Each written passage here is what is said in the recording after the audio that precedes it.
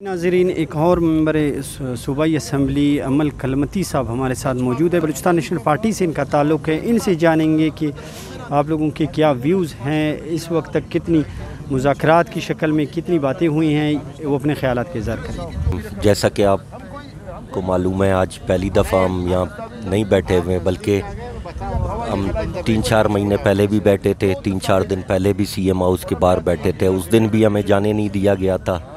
और एहतजाज हमारा जमहूरी हक़ है कि हम लोगों के मुंतखब नुमाइंदे हैं और हमारा फ़र्ज़ बनता है कि हम लोगों के इश्यूज़ को हाईलाइट करें। जिस तरह आप सबको मालूम है कि बलूचिस्तान किस पसमंदगी का शिकार है और क्या मंज़र है यहाँ पे। ना हेल्थ की सहूलतें हैं, ना एजुकेशन की फैसिलिटीज़ हैं, ना पानी है, ना बिजली है। आए दिन रोज़ लोग सड़कों पे हैं।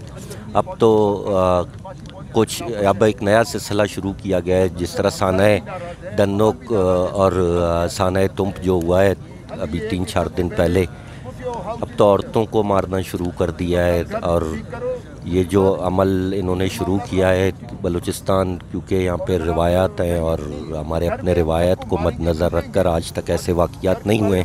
ये एक नया सिलसिला शुरू किया है और ये सारे वही बाप के पैदावार हैं जिसकी इस वक्त बलूचिस्तान में हुकूमत है।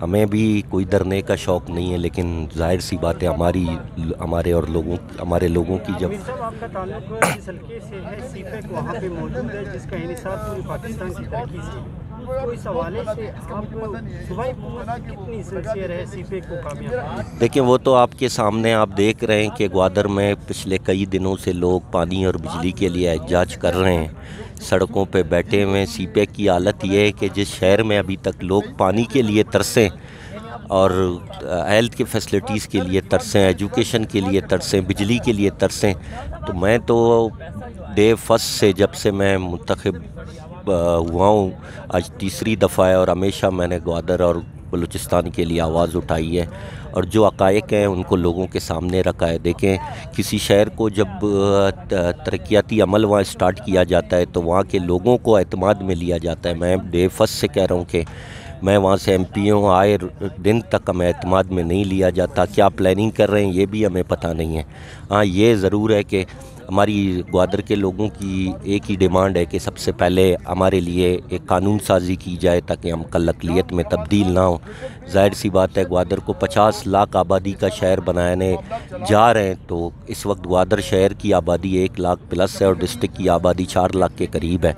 तो हम तो जब ये यलगार आ जाएगा तो हमारी तो पहचान ही ख़त्म हो जाएगी। आपको पता है कि ग्वादर माहीगीरों का शहर है, ज़मींदारों का डिस्ट्रिक्ट है, तो उनके साथ जो हो रहा है बहुत गलत हो रहा है। हमने मरकज़ी हुकूमत में भी हमारे पार्टी ने जो नुकात पेश किए उसमें से ग्वादर की कानून साजी, बलूचिस्तान की डेवलपमेंट, मिसिंग पर्सन और इन दीगर इशूज़ को सामने रखते हुए हमने मरकज़ी हुकूमत को सपोर्ट किया। और कल हमारी पार्टी ने फ़ैसला किया, हमारे पार्टी के कायद ने मरकज़ से भी अलहदगी का ऐलान किया, इस इक़दाम को हम सराहते हैं।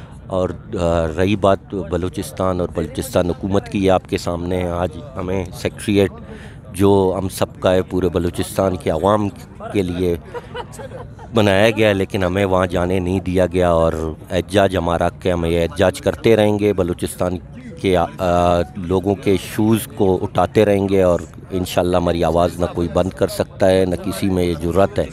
हमें लोगों ने मुंतखब करके यहाँ भेजा है और हम लोगों के लिए आवाज़ उठाएंगे। और दूसरी रही बात, अभी आप देख लें फेडरल बजट में ग्वादर के लिए क्या रखा गया है। सीपेक की तो बातें हो रही हैं, एयरपोर्ट बनाया जाता है, वहाँ एक्सप्रेस रोड बन रहा है, वो मेरे लोगों की ज़रूरतें नहीं हैं। वो हम तो अभी भी बाय रोड ट्रैवल करते हैं और अभी भी आप देखें ग्वादर में एयरपोर्ट है लेकिन लोग ट्रैवलिंग नहीं कर सकते, अफोर्ड नहीं कर सकते।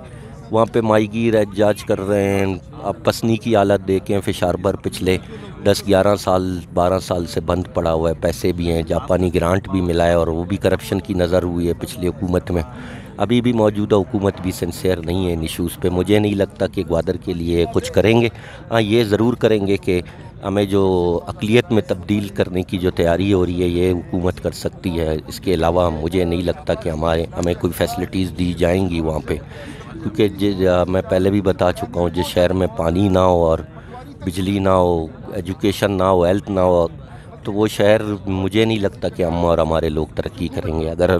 اگر آپ دیکھیں یونیورسٹی گوادر کی اپروف تھی، اس کو اس کے باوجود بھی بجٹ میں نہیں ڈالا گیا۔ اگر گورنمنٹ سنسیئر ہوتی تو وہ گوادر کی یونیورسٹی کو بجٹ میں ڈالتی، گوادر میں اچھی انسٹیٹیوٹ بناتی، انجینئرنگ یونیورسٹی بناتی، میڈیکل کالج بناتی، تاکہ گوادر کے لوگ آگے جو ترقی ہو رہی ہے اس ترقیاتی عمل میں شامل ہو جائیں۔ آپ دیکھ لیں ابھی پورٹ اسٹارٹ ہو گیا ہے، وہاں پہ کانٹریکٹ بھی باہر کے لوگوں کو دیے گئے ہیں، لیبر بھی باہر سے لا رہے ہیں، تو یہ تو ہمیں صاف نکالنے کی تیاری ہو رہی ہے۔